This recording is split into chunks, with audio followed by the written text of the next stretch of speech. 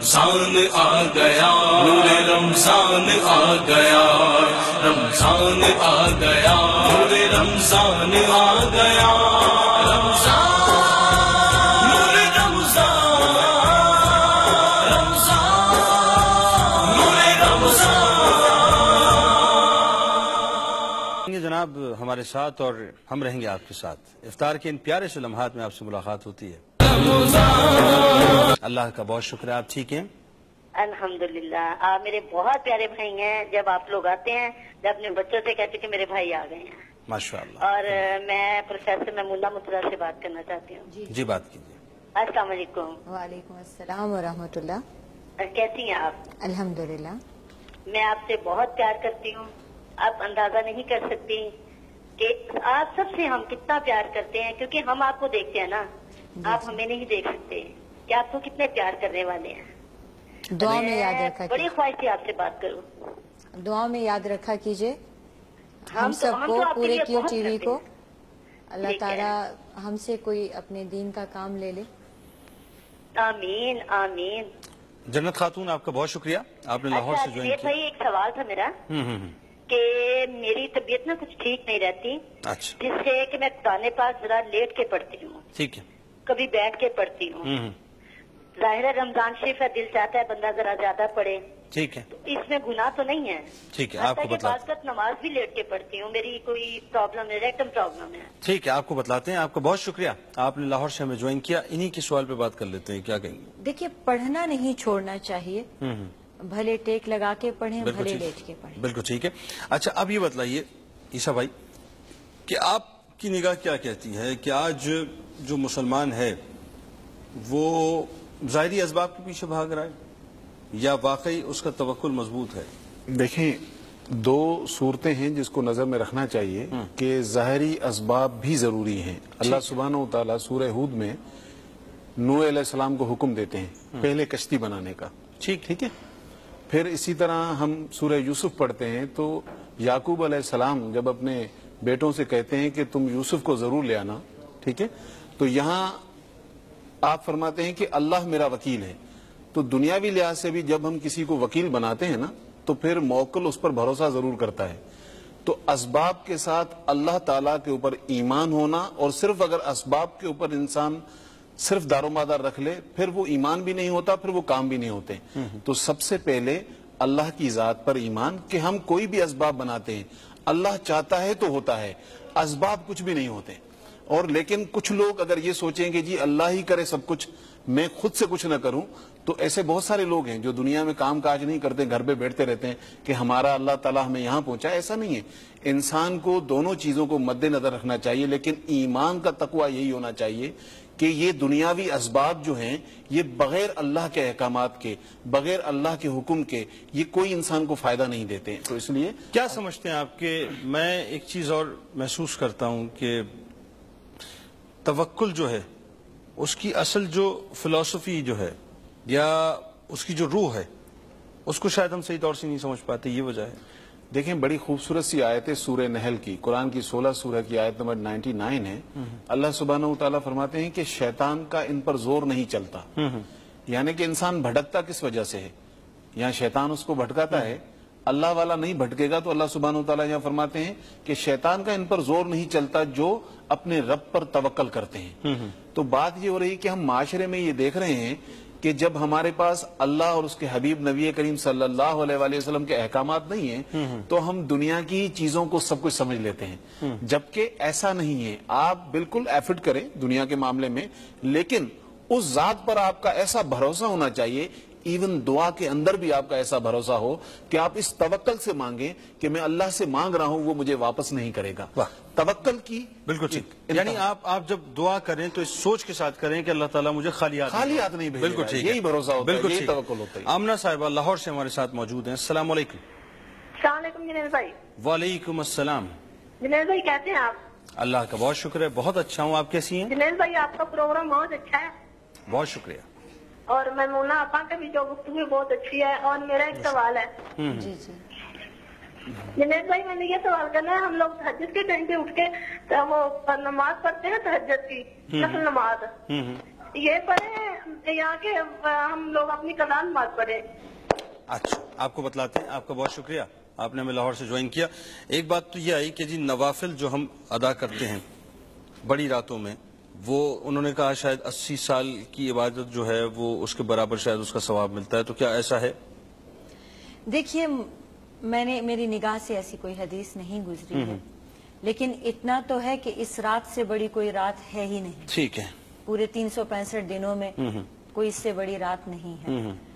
तो अल्लाह ताला से कुछ बईद नहीं कि वो इससे भी ज्यादा अजर अता करे। ठीक है। नवाफिल भी अदा करने चाहिए और उसे दुआ भी करते रहना चाहिए। एक बात ये बतलाइए आप कि अगर हम उस आयत के पर्सपेक्टिव में इसको देखें कि हजारों रातों से बेहतर रात तुम्हें अता की, ठीक, ये हो सकता है, वही मैं अभी इसी तरफ आ रही थी कि लैलतुल क़द्र खैरुम मिन अल्फि शहर, तो वो 84 इयर्स बनते हैं। हाँ, 84 इयर्स। हाँ, तो वो हो सकता है कि वो ये जंप लगाना चाह रहे हो, तो वो नवाफिल ही नहीं, वो तो दुआ भी ले जाएगी। वो तो ये रात जिसको मिल गई उसका इंशाल्लाह 84 इयर्स का जंप लग गया। हाँ, बात वही है ना कि अगर वो पूरी रात इबादत करता रहा तो वो तो जैकपॉट है, जम केवल के जैकपॉट है कि उसे 84 इयर्स की इबादत जो है। और ये वो बात है जो एक दुनियादार लफ्जी मतलब लेके बहुत आसानी से समझ लेता है इसको। एक बिल्कुल बिजनेसमैन की तरह सोच रहा है कि 1000 महीने, ये नहीं सोच रहा आगे है बढ़कर है, यानी ये कम से कम, ये कम से कम, इससे आगे बहुत कुछ हो सकता है, इससे आगे बहुत कुछ है। रुतबों की बुलंदी, जबान में असर, मुस्तजाबुद दावत, अल्लाह की कुर्बत,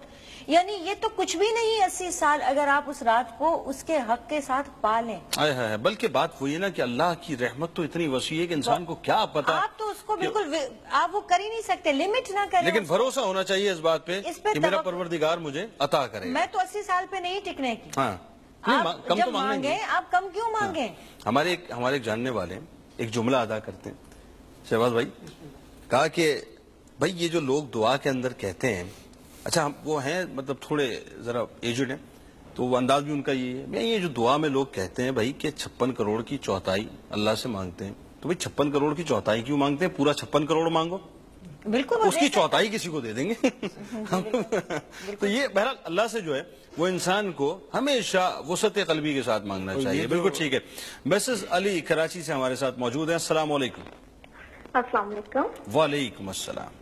जैसा है कि जो है आपका प्रोग्राम बहुत अच्छा है और बहुत अच्छी ट्रांसमिशन शुरू हुई है। बहुत शुक्रिया। और ये कि रोजे का बहुत अच्छा वक्त जो है गुजर जाता है इस तरह। चलें आप लोग इफ्तारियां बनाते रहें, पकौड़े, समोसे और दही बड़े और सारा इंतजाम करते रहें, और हम जो है वो साथ साथ दीन की बातें आपकी समातों में पहुंचाते रहें। बिल्कुल। तो ऐसा है, मेरा एक सवाल है मैं आपा से कि हेलो जी जी, जी मैं सुन रही हूँ। अस्सलाम वालेकुम मुन्ना आपा। ऐसा है कि मेरा सवाल है आपसे कि हम लोग अपने कई मसलों में सोचते हैं कि हमें कोई वकील करना चाहिए, तो उसमें अक्सर लोग कहेंगे नहीं अल्लाह ताला पे छोड़ दो, अल्लाह ताला ज्यादा बेहतर करेंगे। तो इस हवाले से मैं आपसे पूछना चाहती हूँ कि अगर हमारा कोई इतना मसला है कि जिस तरह दहेज के सामान के लिए वकील, कोई डेथ हो गई किसी की, कुछ तरह का किसी भी सिलसिले में वकील करना पड़ता है, तो वो सही है या हमें अल्लाह ताला पे छोड़ के इंतजार करना चाहिए कि हमें हमारा हक जो है खुद ही मिल जाएगा? ठीक है, आपको बतलाते हैं। आपको बहुत शुक्रिया, आपने हमें ज्वाइन किया। एक सवाल तो पहले ये आया कि अगर रात को तहज्जुद के लिए उठे और उस वक्त तहज्जुद पढ़ने की बजाय क़ज़ाए उम्री अगर अदा कर ली, तो क्या क़ज़ाए उम्री अदा करनी है या तहज्जुद अदा करनी है? तहज्जुद का हक ज्यादा हो जाएगा। अब बात यह है कि इनका ये कहना कि जी डेथ हो गई, वो विरसे का मसला है, कुछ ऐसी बात है, वकील कर लें या कोर्ट के चक्कर लगाएं या अल्लाह पर छोड़ दें कि परवरदिगार जो है वो इसका बेहतर फैसला करेगा। क्या कोशिश करें और फिर अल्लाह पर छोड़ें, कोशिश करके छोड़ें। कोशिश। हाँ, अगर ये हस्बुनल्लाहु व निअमल वकील वाली उस पर उतरना चाहती हैं कि बिल्कुल अल्लाह के हवाले कर दें, मिल गया तो इन्हें मिल गया और न मिला तो अल्लाह ताला से लेंगी, तो फिर उसके लिए वावेला भी न करें, मतलब एक साइड पे खुद को करें। बात यह है कि या तो ईमान इतना पुख्ता हो कि परवरदिगार पे छोड़ दिया, खत्म, दूसरी बात ही नहीं। हाँ ठीक है। एक तरीका ये है हम लोगों का, वो हम सब्र में उसको ज्यादा सही से डिफाइन करेंगे कि हम लड़ते भी हैं, झगड़ते भी हैं, शोर शराबा भी करते हैं, और फिर अगर हार जाते हैं तो सब्र भी करते हैं। जब चारों खाने हमारे चित हो जाते हैं तो फिर हम कहते हैं कि ठीक है यार, इस पे इस तरह से कॉम्प्रोमाइज ना ना ना ठीक है नहीं, अब हमने सब्र किया। हाँ, अब हमने सब्र किया। हाँ, ठीक है, इसी तरह से बिल्कुल। तो ऐसा नहीं है, अगर लड़ना है तो जम के लड़ें اور پھر اس لڑائی کا نتیجہ اللہ کے حوالے کریں. بالکل, یعنی جب اسٹینڈنگ پوزیشن ہے تو بھرپور ہونی چاہیے. آپ اپنا حق ویسے جب چھوڑنا چاہتے نہیں تو کیوں چھوڑ رہے ہیں؟ بالکل ٹھیک ہے. اچھا عیسیٰ بھائی یہ بتلائیے کہ توکل کی معراج کیا ہے؟ یعنی ایک شخص, ایک مسلمان, میں ایک مسلمان کی بات کر رہا ہوں, دیکھیں غیر مذہب کی بات کریں تو مختلف مذاہب کے لوگ, مختلف تھاٹس کے لوگ جو ہیں, جب وہ اپنے اپنے خداؤں کو مانتے ہیں ان کا بھی بلیو اسی انداز سے بالکل ہوا کرتا ہے. بلکہ مجھے وہ قطع یاد آتا ہے کہ پتھر ٹھا کر مالا لا کر گنگا جمنا پانی, جب تک من میں سانچ نہ آوے چاروں وید کہانی. تو وہ پتھر ٹھا کر, یعنی وہ پتھر جن کو تراش کر بدھ بنائے جاتے ہیں, مالا لا کر وہ تسبیحاں کہ جن کے اوپر نام جو ہیں وہ پڑھے جاتے ہیں, گنگا جمنا پانی جو ان کا متبرک پانی ہے, جب تک من میں سانچ نہ آوے, جب تک من میں ایمان نہیں ہے, بھروسہ نہیں ہے, توکل نہیں ہے, چاروں وید کہانی کچھ بھی نہیں. تو اب یہ بتائیے کہ جو توکل ہے اس کی معراج کیا ہے؟ دیکھیں سب سے پہلی بات, جیسے آپ نے کہا کہ جی ہندو پڑھتے ہیں, عیسائی پڑھتے ہیں, میں اس پہ تھوڑا سا کلام یہ کروں گا کہ اللہ سبحانہ و تعالی, ہم جو سورہ فاتحہ پڑھتے ہیں کہ رب العالمین, تو اللہ سب کا رب ہے. اب اس کے بندے اس کا انکار کرتے ہیں تو یہ بندوں کا مسئلہ ہے, اللہ پھر بھی رزق دے گا کیونکہ دینے والا وہی ہے. دوسری جو آپ نے بات کی اسباب کے اوپر, اس سے پہلے آپ کے سوال کے جواب کے اوپر, کہ حدیث ترمیزی کی میں آپ کو بتا رہا ہوں کہ آپ نبی کریم صلی اللہ علیہ وآلہ وسلم کے پاس ایک صحابی آئے تو وہ اونٹنی اپنی کھلی چھوڑا ہے. تو آپ یا رسول اللہ صلی اللہ علیہ وسلم نے پوچھا کہ آپ نے اونٹنی کو کیسے چھوڑ دیا؟ تو بولا یا رسول اللہ صلی اللہ علیہ وسلم میں نے باہر چھوڑ دیا ہے. تو بولا پہلے جا کر اس کو باندھ اور پھر اللہ پر بھروسہ کر. بالکل ٹھیک ہے. تو اس کا مطلب پتہ یہ چلا کہ اسباب تھے وہ, اور یعنی وہ اختیار, جیسے ہماری بہن نے کہا وکیل کرنا چاہیے نہیں کرنا چاہیے, تو ہمیں یہ چیزیں ملتی ہیں کہ اگر سچویشن ہے تو آپ بالکل کریں. دوسرا جو آپ نے کہا معراج کیا ہے, دیکھیں انبیاء کی سنت اور آپ نبی کریم صلی اللہ علیہ وآلہ وسلم کے فرمان میں ہی ہماری شفا ہے. ٹھیک ہے. اور معراج ایمان کی یہی ہے کہ سب سے پہلے کہ اللہ کے اوپر توکل انسان کی اس لیول کی ہو کہ اگر وہ کوئی بھی کام کر رہا ہو جسے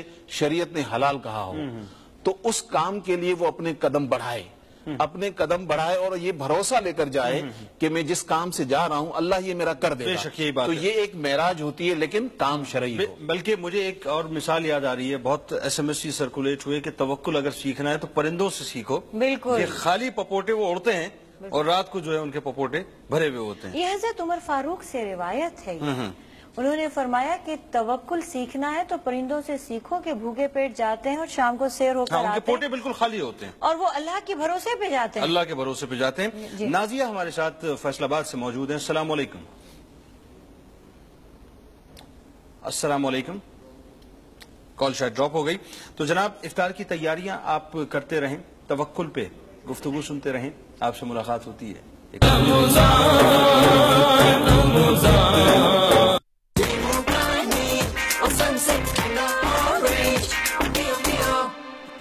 خصوصی ٹرانسمیشن اور افطار کے اس پیارے سے موقع پر ایک بار پھر آپ کا میزبان محمد جنید اقبال حاضر خدمت ہے. عیسیٰ بھائی یہ فرمائیے کہ اب جیسا کہ ہم ایک بات یہ بھی کرتے ہیں, لوگ اپنے فیوچر کی پلاننگ در پلاننگ کرتے چلے جاتے ہیں. یعنی کل کے لیے اتنی فکر ہوتی ہے کہ مال جمع ہو رہا ہے, پلاننگز ہو رہی ہیں, گھر کے گھر بنتے چلے جا رہے ہیں. مطلب انسان جو ہے وہ برس کی پلاننگ کر رہا ہوتا ہے, جبکہ پرندوں کی مثال یہ ہے کہ خالی پوٹے جا رہے ہیں, شام کو پوٹے بھرے ہوئے.